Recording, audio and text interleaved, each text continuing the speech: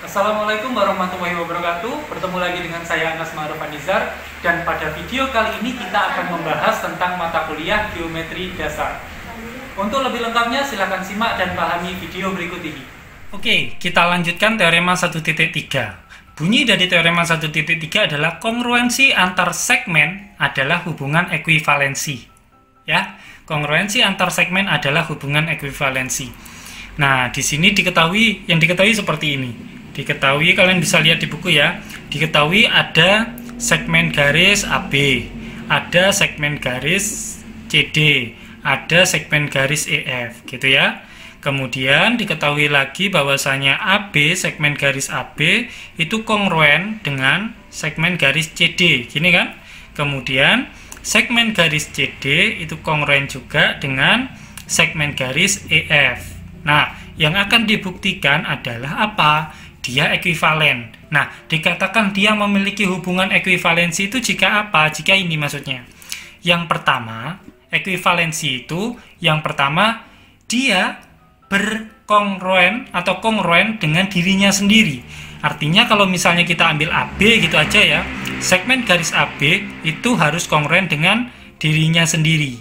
Nah, ini namanya sifat reflektif.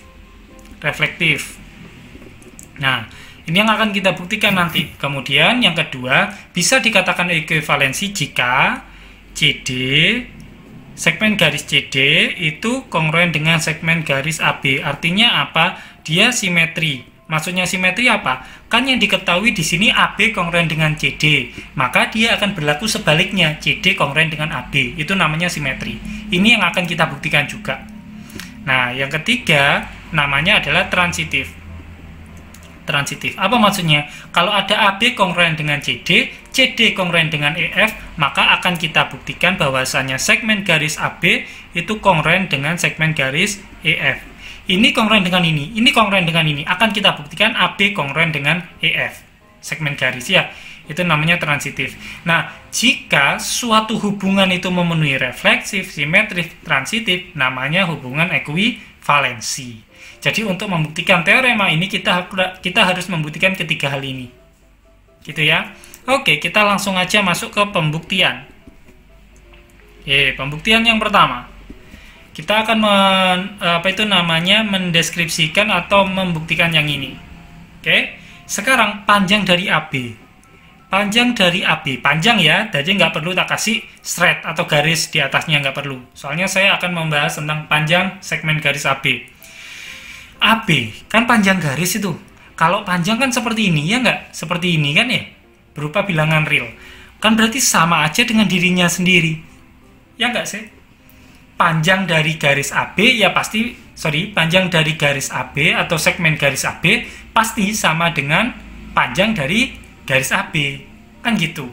Wong garisnya sama kok, segmen garisnya sama kok. Masa panjangnya bisa berbeda?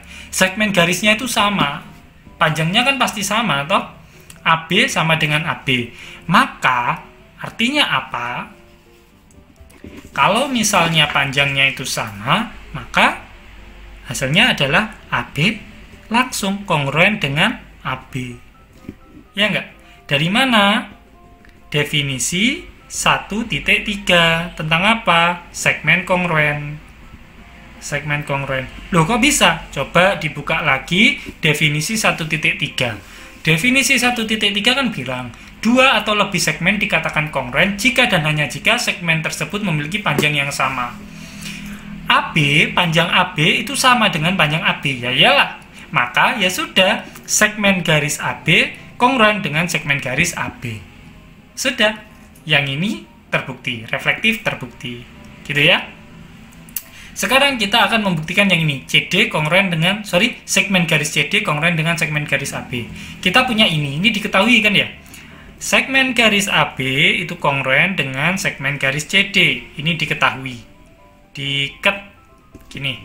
Nah, sekarang kita buat definisi kongruen. Apa sih definisi kongruen? Definisi kongruen adalah dua segmen garis ini dikatakan kongruen jika panjang AB ini akan sama dengan panjang CD. Kan gini. Definisi 1.3 tentang segmen yang kongruen. Oke. AB sama dengan CD. Kan boleh tak tulis CD sama dengan AB. Ya kan? Nah, ini dari apa? Ini sifat simetri. Boleh kalian tulis kayak gitu. Maksudnya sifat simetri kalau 3 sama dengan 3, ya 3 sama dengan 3 kan gitu. Kalau 3 sama dengan X, berarti X sama dengan 3 kan gitu. Jadi dibalik-balik nggak masalah. Oke, setelah itu kita langsung buat CD, segmen garis, kongruen dengan segmen garis AB. Ini gini ya. Set, gini. Dari mana? Soalnya panjangnya sama. Panjangnya CD dan panjangnya AB sama. Maka dua segmen garis itu dikatakan kongruen berdasarkan atau alasannya definisi 1.3 tentang segmen kongruen. Ya, sudah selesai yang ini, sudah terbukti. Sekarang kita akan membuktikan yang ketiga. Yang ketiga kita punya ini. Kita bekalnya ini dan ini. Kita punya AB, segmen garis AB, itu kongruen dengan segmen garis CD. Artinya apa? Artinya AB itu sama dengan CD. Dari definisi 1.3 tentang segmen yang kongruen. Kalau kongruen berarti panjangnya sama, kan gitu. Kemudian ini yang diketahui. CD, nggak kelihatan ya. Segmen CD kongruen dengan segmen EF. Gitu kan? Maka panjang CD itu sama dengan panjang EF. Definisi 1.3. Gitu kan? Nah, sekarang kita beranjak dari sini. AB sama dengan CD. Yang ini ya. Maka AB-nya tak tulis lagi, yang ini tak tulis lagi, sama dengan CD-nya mau tak tulis lagi, tetapi tak substitusikan. Kan di sini sudah diketahui nih, CD sama dengan EF. Jadi tak substitusikan, ganti EF. Substitusi, alasannya substitusi. Gitu ya. AB-nya tak tulis lagi, cuma CD-nya tak ganti dengan EF, soalnya CD sama dengan EF kan. Jadi AB sama dengan EF. Oh, ternyata panjang AB itu sama dengan panjang EF. Artinya segmen garis AB itu kongruen dengan segmen garis EF. Sret. Nah, ini dari definisi 1.3. Kayak gini. Ya, ternyata yang ini sudah terbukti, ini terbukti, ini terbukti. Maka terakhir kasih konklusi, maka kongruensi antar segmen adalah hubungan ekuivalensi. Oke, mudah ya? Saya kira nggak ada masalah tentang pembuktian teorema 1.3. Oke, selanjutnya kita akan membahas definisi yang berikutnya, yaitu sinar garis. Jadi seperti ini, sudah saya tuliskan, sinar garis AB, atau disimbolkan seperti ini, AB, tetapi kalau cuma anak panahnya 2 itu kan namanya garis biasa. Kalau tanpa anak panah kan namanya segmen, atau ruas garis.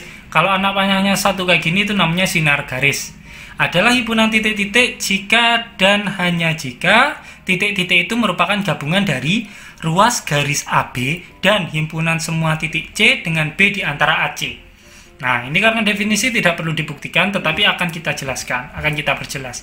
Jadi seperti ini. Sebenarnya ruas garis AB kan gabungan dari ini dan ini. Kalau ruas garis AB itu kan seperti ini saja ya. Ini A, ini B. Gitu kan? Ini namanya ruas garis AB. Ruas garis AB atau biasanya gini saja ya. Nah, kemudian digabung dengan himpunan semua titik C dengan B itu di antara A dan C. Kalau misalnya saya ambil di sini itu titik C, apakah B itu ada di antara A dan C? Tidak jawabannya. Kalau C-nya saya ambil titik di sini, maka C-nya yang ada di antara A dan B. Tetapi yang di sini adalah himpunan semua titik C dengan B itu di antara A dan C. Maka kita harus mengambil C-nya itu misalnya di sini. Maka ya sudah, ini termasuk. Di sini ya juga termasuk, di sini termasuk, di sini termasuk, sehingga kan B ada di antara A dan C. Di sini, di sini, di sini, dan seterusnya ke sini. Gitu kan? Akhirnya apa? Berarti grafiknya kayak gini, seterusnya ke sana. Makanya anak panahnya 1. Gitu ya. Cuma di sini pangkal nggak ikut ke kanan. Ini namanya sinar garis. Sama kayak center itu loh. Kalau center kan gini. Nah, gini kan center itu kan. Nah, gini. Gini kan center ya. Center itu kan gini, jadi dari sini arahnya ke sana terus, nggak terbatas. Ya, itu kan sinar. Ya, center mengeluarkan sinar. Yang seperti ini namanya sinar garis AB atau sinar AB gitu saja boleh. Oke, itu namanya sinar garis. Sekarang kita akan masuk ke definisi berikutnya. Definisi 1.5 tentang sinar yang berlawanan. Sinar yang berlawanan. Ini juga definisi, jadi tidak perlu untuk dibuktikan. Definisinya seperti ini. AB, sinar AB dan sinar AC disebut berlawanan jika dan hanya jika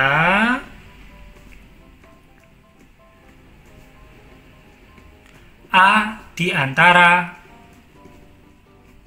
B dan C. Jadi kayak gini. Ya, di antara B dan C. Jadi AB itu berlawanan dengan AC. Kalau A itu ada di antara B dan C. Jadi seperti ini. Kalau A ada di antara B dan C, berarti A-nya itu di sini kan. Di sini misalkan B, di sini misalkan C. Ya enggak? A berada di antara B dan C. Maka garis AB itu berarti ke sana ya. Garis AB yang ini berlawanan dengan garis AC ke sana. Loh ya iyalah, satunya ke kiri, satunya ke kanan. Gitu ya. Jadi dari sini maka garis AB atau sinar AB berlawanan. Gitu aja. Tulis berlawanan dengan sinar AC. Gitu. Ya. Sinar AB kan dari A ke B ke sana, satunya sinar AC ke sana. Jadi namanya berlawanan. Jika dan hanya jika A-nya itu di antara B dan C. Kalau A-nya di sini kan berarti ke sana semua. Kalau A-nya di sini kan ke sana semua arahnya. AB ke sana, AC ke sana. Gitu ya, kalau A-nya di sini. Itu untuk definisi dari sinar yang berlawanan. Selanjutnya kita akan masuk ke teorema. Teorema berapa tadi ya? Teorema 1.3 sudah, sekarang 1.4. Teorema 1.4. Teorema 1.4 itu bilangnya gini. Misal AB adalah sinar, AB itu adalah sinar, dan X adalah bilangan positif, maka tepat satu. Nah, ini yang akan kita buktikan. Tepat satu titik P. Nah, nanti kita mau mencari titik P-nya di sini pada AB, pada garis AB atau sinar, ada sinar AB sehingga apa? Sehingga AP sama dengan X gitu. Ya. Diketahui suatu sinar AB dengan X-nya adalah bilangan positif. Maka tepat satu titik P pada sinar AB sehingga panjang dari A ke P itu adalah X. Nah, kita akan mencari titik P itu adalah tunggal atau tepat satu. Oke, langsung saja apa saja yang diketahui? Yang diketahui adalah AB itu sinar. Gitu ya. Kemudian X-nya elemen bilangan positif. Ya, elemen bilangan positif kan berarti bilangan real positif, bisa koma-komaan, yang jelas harus positif. Nah, yang akan kita buktikan adalah ada tepat satu titik P. Nah, yang akan kita buktikan adalah mencari titik P itu, dan itu tunggal. Sehingga apa? Sehingga panjang dari AB itu adalah X. Gini ya. Nah, bukti. Oke, kita mulai membuktikan di sini. Buktinya gimana? Pertama, pilih A, titik A, kan ini sinar ya, sinar dari A ke B. Pilih titik A yang berkesesuaian dengan 0. Nah, jadi itu kan ada garis A, sinar AB. A-nya itu dicari pada garis bilangan real, itu disesuaikan dengan 0, dipaskan dengan 0. Berdasarkan apa itu? Postulat 3. Poin berapa? Poin 1. Gitu kan? Atau postulat 4 juga bisa. Kalau mau mencari panjang, gunakan postulat 4 juga bisa. Pembuktian itu nggak hanya dengan satu cara ya, boleh berbagai macam cara. Pilih A yang berkesesuaian dengan 0. Selanjutnya pilih BP yang berkesesuaian dengan X. Dan pasti tepat kan? Postulat 2. Nah, ini postulat 2. Pakai postulat 2.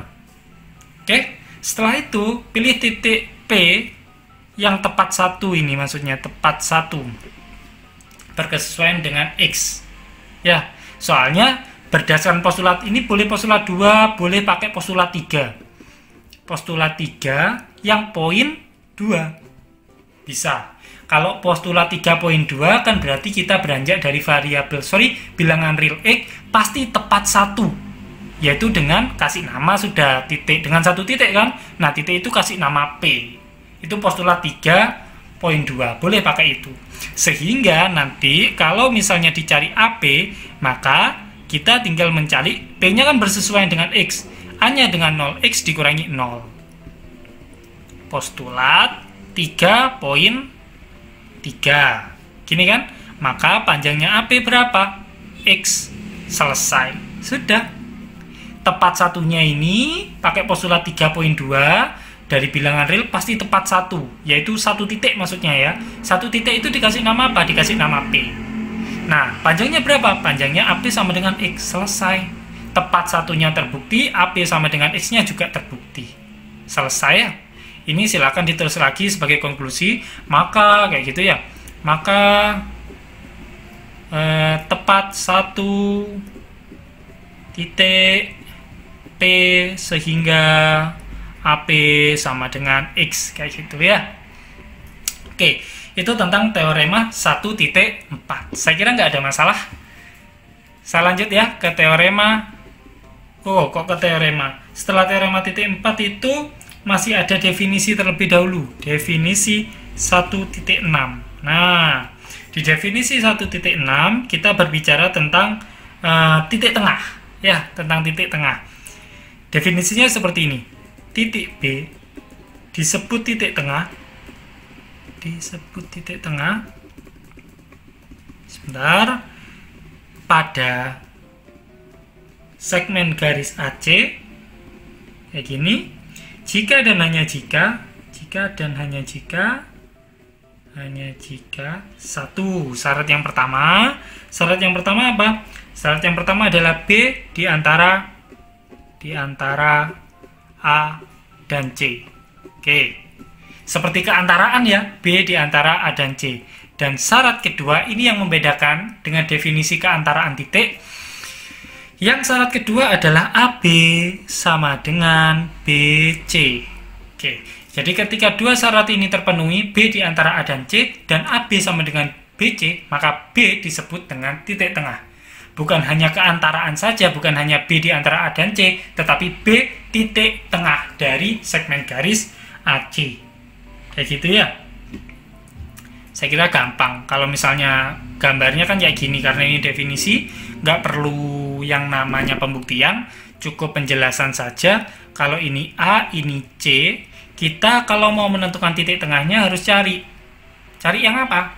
Cari yang ada di antara A dan C, dan jaraknya dari A ke titik itu dan titik itu ke C itu harus sama. Berarti di sini dah di tengah-tengah. Di sini B. Gitu ya. Kalau ini ke sini itu X, ini ke sini itu juga X. Kan sama X dengan X. Maka dikatakan B adalah titik tengah dari A dan C, atau B adalah titik tengah dari segmen garis AC. Selesai. Segmen garis ya, berarti ini nggak ada. Oke. Gitu ya. Itu tentang definisi 1.6. Nah, sekarang kita akan beranjak ke teorema berikutnya. Teorema apa itu? Teorema 1.5. Teorema 1.5 itu bilangnya gini.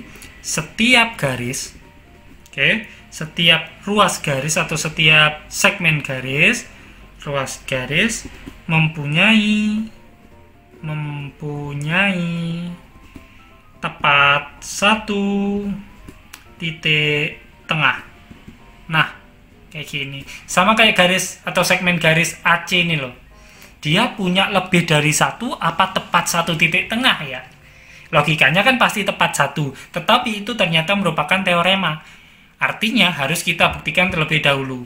Cara membuktikannya bagaimana? Oke, kita berangkat dari apa yang diketahui. Yang diketahui kan AC adalah segmen garis gitu ya. Kemudian apa lagi? B titik tengah. B titik tengah dari segmen AC. Gitu kan? Yang akan kita buktikan adalah tepat satu titik tengah. Gitu loh. Akan dibuktikan tepat satu titik tengah, tepat satu titik tengah apa namanya, B pada AC, pada segmen garis AC, sehingga B itu di antara A dan C, di antara A dan C, ini yang pertama, dan AB sama dengan BC. Kan ini definisi dari titik tengah ya. Nah oke, kita mulai lakukan pembuktian. Bukti gini kan, kita punya B di antara A dan C, B di antara A dan C ya, B di antara A dan C, B di antara di antara A dan C, gini kan, B di antara A dan C. Apa artinya B di antara apa itu namanya, A dan C? Kalau dari definisi keantaraan titik ya, artinya AB ditambah BC itu sama dengan AC. Kan gitu ya. Kita masih belum berbicara tentang titik tengah nih. Kita gunakan definisi 1.1 nih, tentang keantaraan titik. Keantaraan titik. Dah, gini. Ya enggak? Nah, tetapi di sini ada tambahan. B itu tidak sekedar di antara A dan C, tapi B titik tengah AC. Kan gitu. B titik tengah segmen garis AC. Artinya apa? Artinya AB itu sama dengan BC. Menggunakan apa? Menggunakan definisi 1.6. Jelas. Definisi 1.6. Selesai ya? Oke, selesai. Sekarang dari sini, AB ditambah BC sama dengan AC. Saya tulis lagi ya. AB ditambah BC sama dengan AC. Maka AB-nya ini tak tulis lagi, AB-nya tak tulis lagi. Ini ya. Ini AB-nya tak tulis lagi. Ditambah BC. Oh, BC-nya ternyata sama dengan AB. Jadi, BC-nya ini tak tulis sebagai AB. Kan sama ini, BC-nya itu sama dengan AB. Sama dengan AC-nya tak tulis lagi di sini AC. Ya. Apa alasannya? Ya, alasannya substitusi. AB itu BC disubstitusikan dengan nilainya AC. Kayak gitu ya. Oke, sekarang berarti dari sini kita punya 2AB sama dengan AC. Atau AB sama dengan setengah AC, gitu kan? 2AB sama dengan AC. 2-nya pindah ruas jadinya setengah. AB sama dengan setengah AC. Oke? Ya, AB sama dengan setengah AC. Ya sudah, langsung tarik kesimpulan. Berdasarkan teorema 1.4, tepat satu titik yang berjarak setengah AC. Nah, ini kan jaraknya AB itu sama dengan setengah AC, gitu kan ya? Anggap ini suatu satuan. Jarak dari A ke B adalah setengah AC. Nah, berdasarkan teorema 1.4 yang tadi itu kan X adalah bilangan positif, maka tepat satu. Nah, titik B pada sinar AB, sehingga AB sama dengan X. Sama halnya dengan itu, kita gunakan teorema 1.4. Berdasarkan teorema 1.4, tepat satu titik. Kalau yang tadi berjarak X, yang ini berjarak setengah AC, kan gitu ya. Dari titik A, yaitu B, gini. Dah, karena tepat satu titik dan titik itu adalah B sudah terbukti, selesai pembuktiannya. Gitu ya. Jadi dari dua hal yang diketahui, AC itu sebuah segmen, B itu titik tengah dari AC, kita bisa membuktikan ini. Ya, kita bisa membuktikan ini. Tepat satu titik tengah B pada AC. Yang ini apa Pak? Ini kan definisi dari titik tengah ya. Dari titik tengah ini. Dah, gitu saja teorema 1.5. Mudah ya? Mudah lah saya kira. Oke, kita lanjutkan. Definisi 1.7 tentang pembagi dua dan juga bisektor. Jadi ada dua definisi nih. Jadi entah itu titik garis yang pertama, entah itu titik garis sinar atau bidang yang membagi suatu segmen menjadi dua jika dan hanya jika persekutuannya dengan segmen hanya pada titik tengah segmen. Itu pembagi dua namanya ya. Jadi kalau misalnya ada titik, entah itu garis, entah itu sinar atau bidang yang membagi suatu segmen menjadi dua, itu kalau itu dikatakan dia membagi segmen menjadi dua kalau persekutuannya antara garis, antara titik dengan segmen, antara garis dengan segmen, sinar dengan segmen, atau bidang dengan segmen, itu hanya pada titik tengah segmen. Contohnya seperti ini. Misalnya yang namanya segmen itu kan gini, segmen AB misalkan. Ya, misalkan segmen AB. Titik tengahnya mana? Titik tengahnya di sini misalkan. Atau ini segmennya AC. Titik tengahnya B. Gini ya, lebih mudah. Jadi, titik itu atau garis atau sinar atau bidang itu dikatakan membagi segmen menjadi dua kalau misalnya baginya itu di sini. Misalnya garis ya, misalnya garis berarti gini. Seret. Kan garis nih, kalau garis selalu ada apanya itu namanya anak panah. Ini L namanya. Jadi L ini namanya pembagi dua. Atau misalnya ini A, ini C. Gini ya. Kemudian di sini titik tengahnya, anggap ini titik tengahnya itu B. Sinar. Kalau sinar kan berarti gini, seret, gini saja misalnya. DE misalnya. Nah, berarti sinar ini juga dinamakan pembagi dua. Pembagi dua dari apa? Dari suatu segmen. Ada segmen AC, kemudian persekutuannya itu pas kan di titik tengah di sini. Berarti itu namanya ini, itu pembagi dua. Entah itu gini, pokoknya persekutuannya di sini. Termasuk jika ini adalah suatu bidang. Saya contohkan di sini ya. Misalnya ini A, ini C, yang ini itu B. Sorry, B gini ya. Nah, gini. Nah, kemudian ada gini, ada bangun misalnya. Seret, gini bangunnya. Ya apa ini? Seret, gini. Nah, gini. Ini harusnya titik-titik gini ya, titik-titik. Nah, gini. Ini ada bangun, anggaplah ini bangun alfa. Kemudian sinar ini, kok sinar sih? Segmen ini nembus gini, nembus di satu titik sini. Dan satu titik ini adalah B. Gitu ya. Satu titik ini adalah B. Ya sudah, selesai. Maka segmen ini merupakan pembagi dua dari, bidang ini, bidang alfa merupakan pembagi dua dari segmen AC. Pokoknya persekutuannya hanya ini.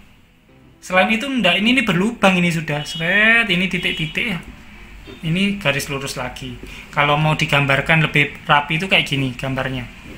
Seret. Kayak gini. Ini titik B. Ini C, ini titik B. Nah, gini, ini dot. Nah, gini. Seret. Seret gini. Kira-kira sama ya, sudah sama. Ini A. Nah, gini. Jadi tembus hanya di sini perpotongannya.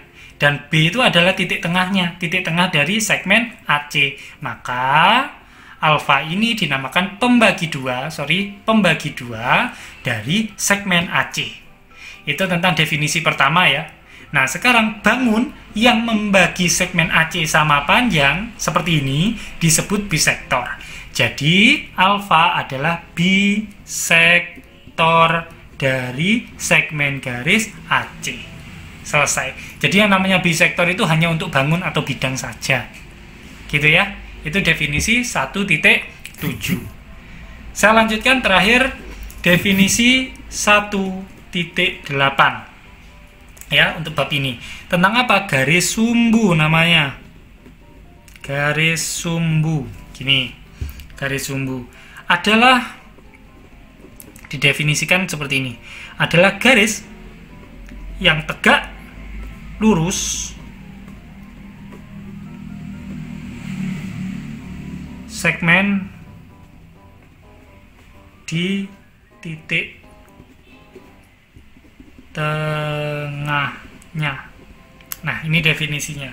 Garis sumbu segmen, ya, garis sumbu segmen atau disebut garis sumbu gitu saja, adalah garis yang tegak lurus dengan segmen itu sendiri di titik tengahnya, tetapi gitu loh. Jadi kalau misalnya ada segmen, anggaplah ini AC, segmen AC, segmen kan ya, segmen AC, kemudian ada garis tegak lurus loh ya, harus tegak lurus, seret gini, tegak lurus.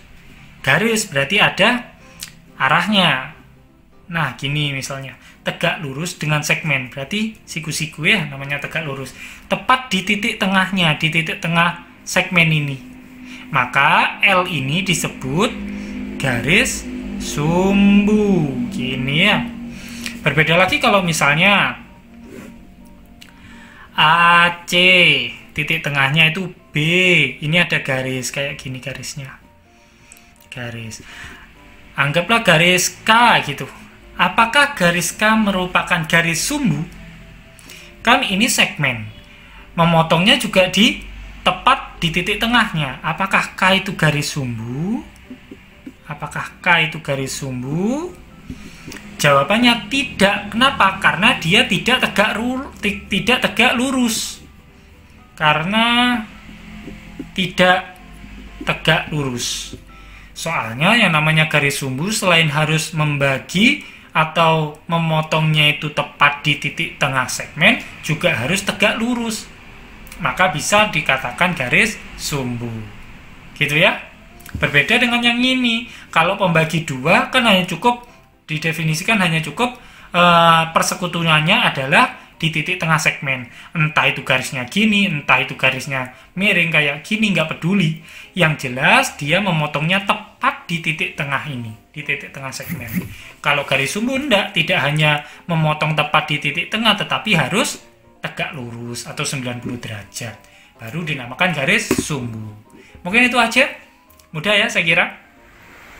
Oke, mungkin itu dulu untuk video pertemuan kali ini. Silahkan catat apa-apa yang perlu kalian tanyakan, kemudian kita diskusikan pada saat waktu diskusi berlangsung. Itu dulu dari saya, kurang lebihnya mohon maaf. Saya Edi, wassalamualaikum warahmatullahi wabarakatuh.